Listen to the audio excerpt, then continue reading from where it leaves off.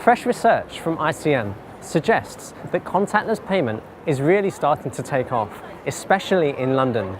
In a recent study, we found that 12% of us have ever made a contactless payment, and the figure rises to 1 in 4 amongst Londoners.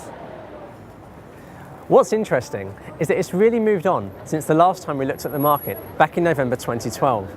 The proportion who've ever made a contactless payment has increased significantly since then and has more than doubled in London over the same period. What's more, the frequency with which we make contactless payments has increased substantially. We sent our ICM Academy back out onto the high street to find out more. We found that stores that offer contactless payment are really starting to push it, and this is true in terms of signage, visibility of the terminals, and staff knowledge. I've just been into Greggs behind me, and in the space of a few months there's been a significant improvement in terms of knowledge about contactless payments.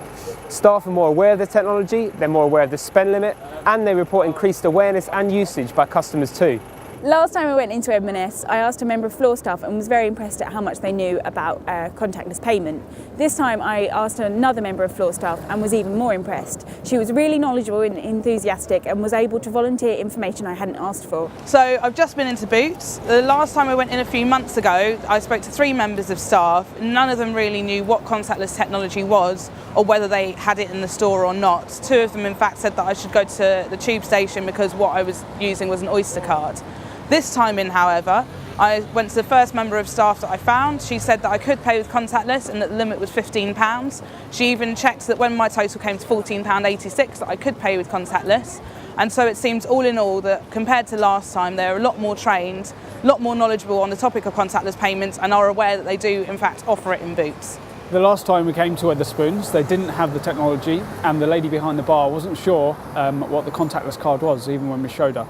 This time when we came, they do have the technology in place to pay by contactless. There's a small sign by the point of sale and the barmaid was able to tell us that the maximum spend was £20. Last time I went into Pret, the person who served us didn't know about contactless, but the supervisor who was behind him at the time did.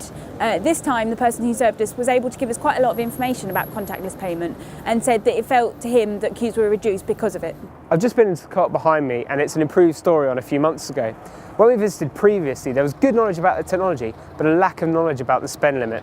Today we spoke to a few members of staff and they had better knowledge about any spend limit. There's also increased signage below the till. There's a sign that says contactless has arrived, and that's the most significant signage we've seen at any of the stores we've visited. What's fascinating is that contactless shoppers really appreciate its benefits.